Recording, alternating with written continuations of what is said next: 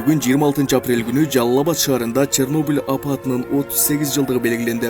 Ага президенттин Жалал Абад облусундагы ыйгарым укуктуу өкүлүнүн орун басары Максат Сыдыков, шаар мэринин орун басары Гүлбарчын Таштанбекова апаттын кесепетин жоюуга катышкандар, каза болгондордун жакындары жана мекеме ишканалардын кызматкерлери, шаар тургундары катышты. Чернобыль кырсыгынын кесепеттерин жоюуга катышкан ар бир инсандын эмгеги, тайманбай жасаган эрдиги түбөлүк сакталат. Аларды эскерүү, келечек муунга жеткирип туруу биздин милдетибиз десем болот. Мындай апат эч качан кайталанбасын. Жергебизде тынчтык, элибизде бейпил жашоо болсун.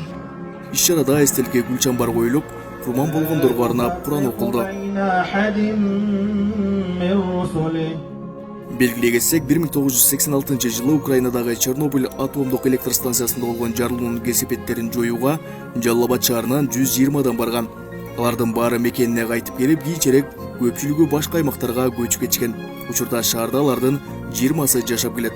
Кырсыктын кесепетин жоюуга катышкандарга жана каза болгон 9 адамдын үй бүлөсүнө шаар казынасынан ай сайын 1000 сомдон, ал эми республикалык бюджеттен катышуучуларга 7000 сомдон, курман болгондордун үй бүлөсүнө 1000 сомдон акча каражаты берилип келет.